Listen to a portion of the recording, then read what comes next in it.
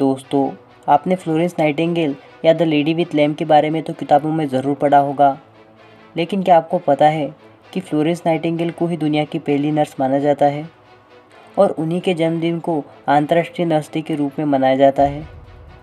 Florence Nightingale की ऐसी कई खास बातें हैं जो उन्हें महान बनाती है। तो चलिए जानते हैं कि दुनिया की पहली नर्स के बारे में और आखिर अंतर्राष्ट्रीय नर्स दिवस का इतिहास क्या है। दोस्तों, मेरे इस वीडियो को एंड तक ज़रूर देखना। 12 मई 1820 को इटली के फ्लोरेंस शहर में जन्मी फ्लोरेंस नाइटिंगेल को एक नर्स से ज़्यादा घायलों की जान बचाने वाली देवदूत के रूप में जाना जाता है। उन्होंने जंग में घायल हज़ारों लोगों की जान बचाई थी।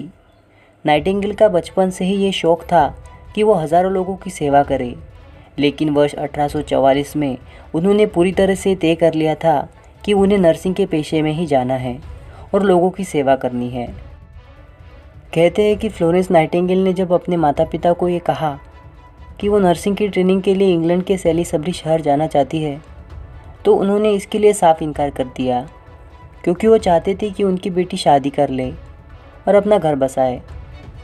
BBC की एक रिपोर्ट के मुताबिक नाइटिंगेल का एक युवक के साथ प्रेम प्रसंग भी चल रहा था, लेकिन 1850 में उन्होंने उससे शादी करने से इनकार कर दिया और कहा कि उनकी किस्मत में कुछ और ही लिखा है। इसके एक साल बाद जब घर वालों को एहसास हो गया कि नाइटिंगेल शादी नहीं करेगी, तो हारकर उन्होंने नर्सिंग की ट्रेनिंग लेने के लिए उन्हें जर्मनी जाने की इजाज़त दे दी। फ्लोरेंस का सबसे महत्वपूर्ण योगदान क्रीमिया के युद्ध में रहा, जब 1854 में उन्हें 38 नर्सों के साथ घायलों की सेवा के लिए तुर्की भेजा गया। इसी समय किए गए उनके कार्यों के लिए उन्हें the lady with the lamp की उपाधि से सम्मानित किया गया था। दरअसल वो रात को भी हाथ में मशाल लिए घायल मरीजों की सेवा करने चली जाती थी।